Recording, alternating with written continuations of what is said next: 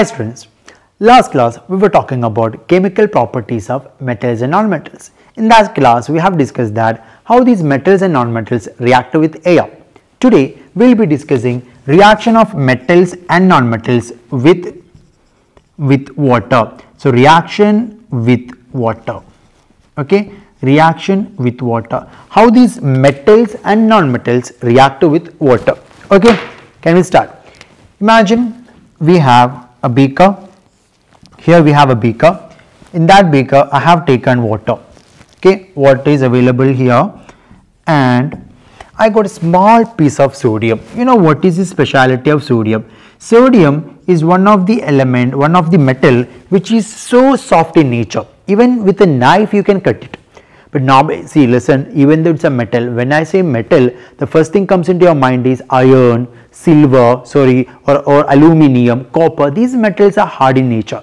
But sodium, it's also a metal, but it is so soft. Even with a knife you can cut it. The same sodium, it is taken here and you have added a small piece of sodium into water. Listen, sodium is a metal reacting with water. So reaction of sodium or reaction of metal with water. First we are discussing metals reacting with water. So what happens to the sodium when we added that into water? Listen, you can observe that a small gas production is observed. What a kind of gas is produced, and the same time if you want to check what type of gas is evolved over there, in order to check that we are taken here, we have taken a burning matchstick. What? Burning matchstick is taken. Okay, so in order to check what type of gas is evolved here, one thing is clear: when you add sodium piece into water, a gas will be formed here. In order to check what type of gas is produced there, we will take a burning matchstick and show that into the mouth of this beaker. Then you can observe that a pop sound will be produced. What sound? A pop sound will be produced.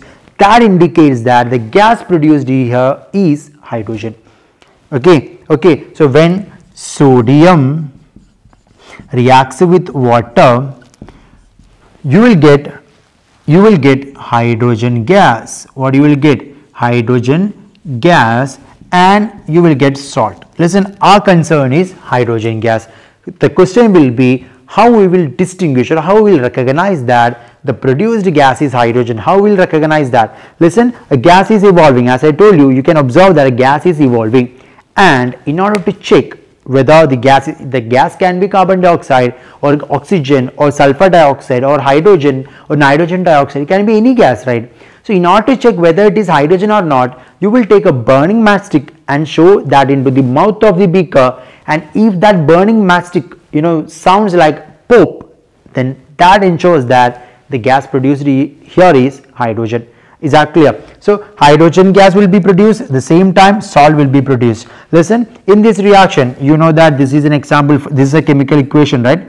This is the chemical equation, and in this equation we have reactants and we have products. Here the reactants are sodium and water, the products are salt and hydrogen. I hope the point is clear. And imagine you are added magnesium instead of sodium into water.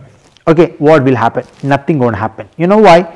Sodium is highly reactive towards water. That is why suddenly it evolved hydrogen gas. But in the case of magnesium, it is not that much reactive. So if you add magnesium into water, it will not react properly. So if you want to make them reactive, make the magnesium reactive towards water, you have a tip, what you can do? Just heat the water. So with hot water, magnesium will react. But if you are adding iron piece into water, listen, normal water, hot water, hot, normal, and you have steam. Okay, so with sodium, this is the sodium. Sodium will react with normal water and release hydrogen gas. But magnesium will not react with normal water, but it will react with hot water only. And iron will not react with normal water or hot water, it will react with only steam. So you have to remember that point in your mind. Listen, reaction of metals with water. I hope the point is clear. But the case of non-metal is entirely different. Non-metals are, they are highly non-reactive towards water. So they will not react with water actually. You know what's the problem with that? It's not the problem. There are non-metals such as phosphorus. That phosphorus is highly non-reactive towards water. Listen, underline the term. Can I erase this? Okay, listen, that phosphorus is powder in nature. That phosphorus is highly non-reactive towards water, but at the same time they are reactive towards air. So what we will do? Listen, phosphorus, imagine I have a watch glass here. In that watch glass I have added phosphorus powder. This phosphorus powder is highly reactive towards air. So if you expose phosphorus into the atmosphere, they may catch fire. So what we can do? In order to avoid catching fire, we can do one thing. We will store this phosphorus powder in water. Why? Because this water will not react with non-metals such as phosphorus, right? So you can expect a question like this: which non-metal is kept in water? Which is that non-metal? That is phosphorus. I hope the point is clear. So reaction of metals and non-metals with water is clear. I hope so. And next one is reaction of metals and non-metals with acid. Okay, so third one, reaction of metals and non-metals with acid. What happens to the metals and non-metals when they added into acid? We'll consider, we have a beaker again. In that beaker I have taken acid. This acid can be hydrochloric acid or sulfuric acid or nitric acid, any acid. And normally hydrochloric acid and sulfuric acid is taken. Then I have added small pieces of zinc granules. What is this? Zinc granules. Zinc granules, which is silver in color. After 5 or 6 seconds, you can see that a bubble, this is the metal pieces, okay, metal granules. After 1 or 2 5 seconds, you can see that a bubble formation will be there. What? A bubble formation. Listen, the bubbles are formed when there is a gas formation. Listen, you have to connect in this way. Bubbles are formed in the liquid when there is a formation of gas. That shows that some sort of gases are produced inside this beaker. So we have to check what type of gas is produced here. Simple. We will take a burning mastic, burning mastic in the mouth of this test tube. We will take a burning mastic in the mouth of the test tube. Then we can hear a pop sound. What sound here? Pop sound. That shows that the gas produced here is hydrogen gas. Is that clear? The same idea, the same technique is already used in the case of previous one. So what is the reaction happening here? Here zinc, instead of zinc we will write metal.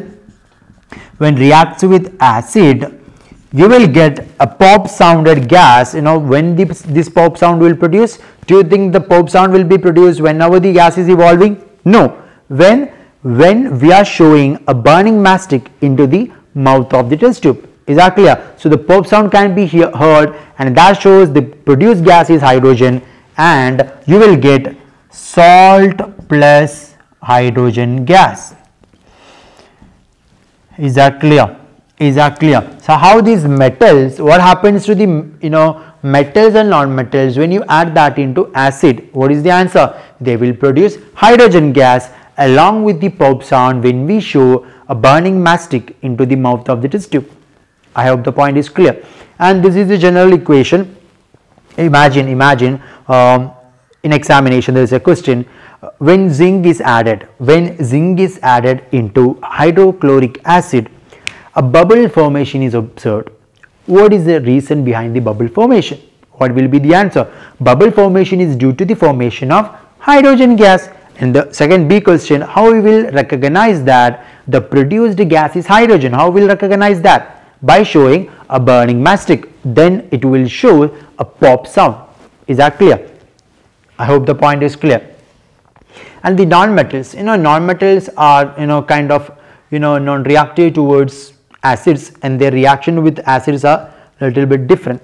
I hope the point is clear to you. And what happens to the non-metals and metals when they react with base? What happens to the metals and non-metals when they react with base? Okay, fourth one. What happens to the metals and non-metals when they react with base? Simple, idea is so simple. What happened when a metal and non-metal reacted with acid? Hydrogen gas is produced, right? The same thing happened here, hydrogen gas produced.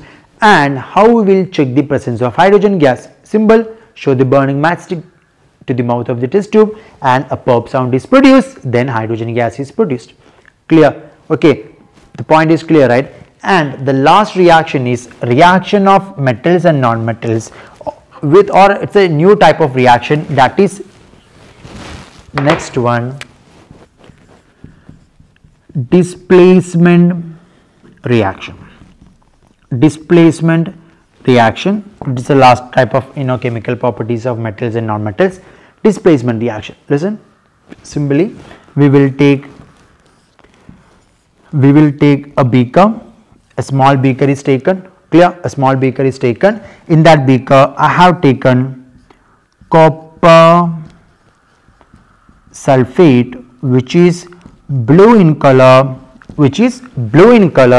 and added zinc granules.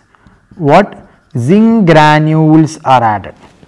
Okay, we know that zinc granules. We know that zinc is little bit more reactive than that of copper, which is available in copper sulfate. So what will happen when you add zinc into copper sulfate? Listen, what is the color of zinc? Copper sulfate, blue. What is the color of zinc? That is silver. Very good, silver. And zinc is little bit more reactive than this copper, which is available in the copper sulfate. So what will happen? This zinc will be displacing this copper from copper sulfate and make the copper lonely, and this sulfate will be taken by zinc. So the product will be zinc sulfate. And one more thing, let me add, this copper, which is red in color or brown in color, will deposit over this zinc granules, and later you can see that a brown or red color formation on the zinc granules, that is due to the deposition of copper. Clear? This type of reactions are known as displacement reaction. I hope the point is clear. If more reactive metals are added into metal solutions, most reactive metals will displace that least reactive metals and a new compound will be produced. Those type of chemical reactions are known as displacement reaction. I hope the point is clear. Okay, bye.